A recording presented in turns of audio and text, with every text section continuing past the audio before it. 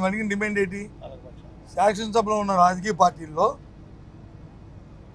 మూడు పక్షాలు వచ్చి ఒక పక్క ఉన్నాయి, అది అధికార పక్షం. ఇంకా మిగిలింది ఒకటే పక్షం, ఆ పక్షం వచ్చి వైసీపీ. కాబట్టి దానికి ఆ స్టేటస్ ఏమని అడిగాం. లేదు అంతకంటే పవన్ కళ్యాణ్ గారు చెప్పినట్టు, డిప్యూటీ సీఎం గారు చెప్పినట్టు ఆ పార్టీకి ఎక్కువ ఉన్నాయి. ఎస్, ఆయన కానీ తీసుకోమని అపోజిషన్ మాకు అడగడానికి హక్కే లేదు. ఆయన అపోజిషన్ లీడర్, ఆయన ఉంటానంటే మాకు హక్కు ఇక్కడ ఉంది. మేము అడిగితే ఆ అమ్మాయికి అనుకోరండి. నేను అన్నానా ఆయన అన్నారు, నేను అన్నాను చెప్పండి. నేను అంటే తప్పు. ఆయన అపోజిషన్ లీడర్గా ఉందాం అనుకుంటే అప్పుడు మా పార్టీకి రావచ్చు. ఎందుకంటే మా పార్టీ కంటే వైసీపీ కంటే ఆయనకి ఎక్కువ ఉన్నాయి, 21.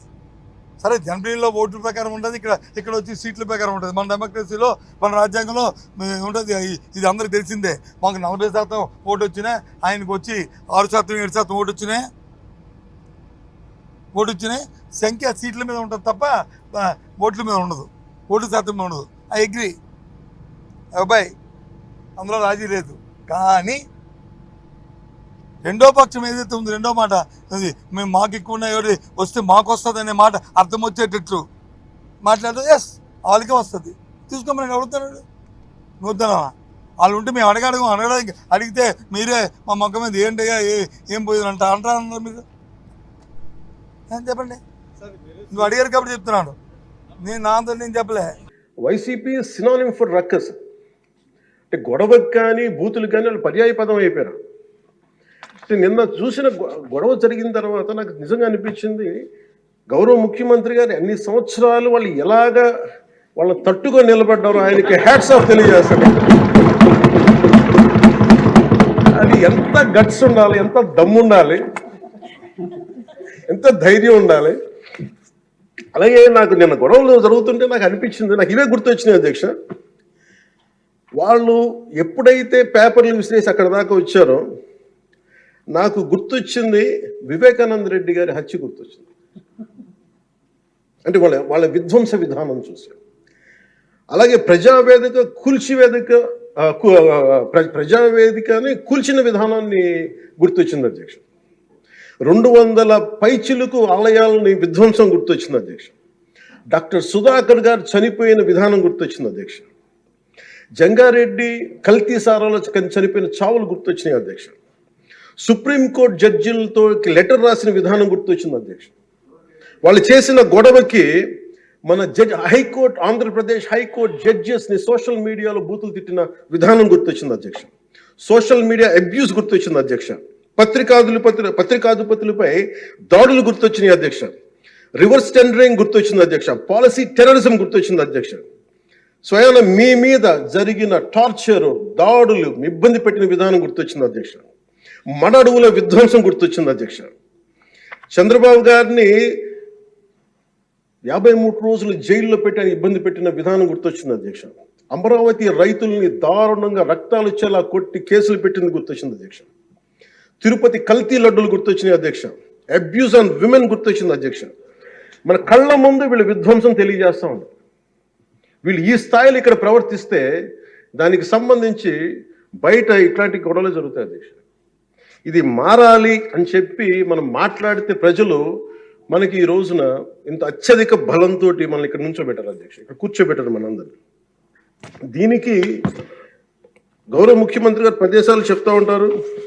అలాగే ఇది మినిమం గవర్నమెంట్, ఇది మన నరేంద్ర మోదీ గారు చెప్తారు, గౌరవ ప్రధానమంత్రి, minimum government and maximum governance అని. దాంట్లో భాగంగానే చాలా గ్రేట్ అడ్మినిస్ట్రేటివ్ రిఫార్మ్స్ పట్టుకొచ్చారు. ఈ రోజున వాట్సాప్ గవర్నెన్స్ కూడా ముందుకు తీసుకెళ్ళడానికి ఆయన అనుభవం. అంటే మేము ఈ ప్రభుత్వం చేస్తున్నది అధ్యక్ష, ఎక్కడా కూడా ప్రభుత్వం ప్రజలకి సామరస్యపూర్వకంగా ఉండాలి, ఎక్కువ సానుకూలంగా ఉండాలి, ఎక్కువ బాధ్యతలు పెట్టాలి, ఎక్కువ బరువు పెట్టకూడదు అనే విధంగా గౌరవ ముఖ్యమంత్రి గారి ఆధ్వర్యంలో నడుస్తూ ఉంది ప్రభుత్వం. మేమందరం ఆయనకి సహాయ సహకారాలు అందిస్తూ ఉన్నాం అధ్యక్ష. Governor his excellency Abdul Nazeer గారికి రాష్ట్ర ప్రభుత్వ అధిపతిగా గవర్నర్ హోదాలో శాసనసభను ఉద్దేశించి రాష్ట్ర అభివృద్ధి భవిష్యత్ నమూనాను దిశానిర్దేశం చేసినందుకు వారికి నా హృదయపూర్వక కృతజ్ఞతలు. అలాంటి ఉన్నతమైన వ్యక్తి ఇస్తున్న సందేశాన్ని చూసి వైసీపీ వాళ్ళు బాయ్కాట్ చేయడం చాలా దురదృష్టకరం. ఇలాంటి ఆయన చూస్తా ఉన్నాను అధ్యక్ష, ఇట్లాంటి ఇబ్బంది పెట్టే సమయంలో కూడా ఆయన ఆరోగ్యం కూడా సరిగ్గా లేదు, జ్వరం వచ్చిన సమయంలో కూడా ఆయన ఎంత ఇబ్బంది పెడుతుంటే ఆయన చాలా సక్సెస్ఫుల్గా ఆయనకి ఇచ్చినందుకు మనస్ఫూర్తిగా వారికి నా ధన్యవాదాలు, నా కృతజ్ఞతలు తెలియజేస్తాను. చట్టసభలు, దేవాలయాలు లాంటివి రాజ్యాంగాన్ని పరిరక్షించేందుకు 5 కోట్ల ఆంధ్రప్రదేశ్ రాష్ట్ర ప్రజల భవిష్యత్తుని నిర్ణయించే వేదిక ఇది. అలాంటి సభను హుందాగా నడిపించాలని కూటమి ప్రభుత్వం అధికారులకు వచ్చిన రోజు నుంచి తరచుగా చెప్తూ గౌరవ ముఖ్యమంత్రి గారు పదే పదే మా అందరికీ దిశానిర్దేశం చేస్తూ ఉంటారు.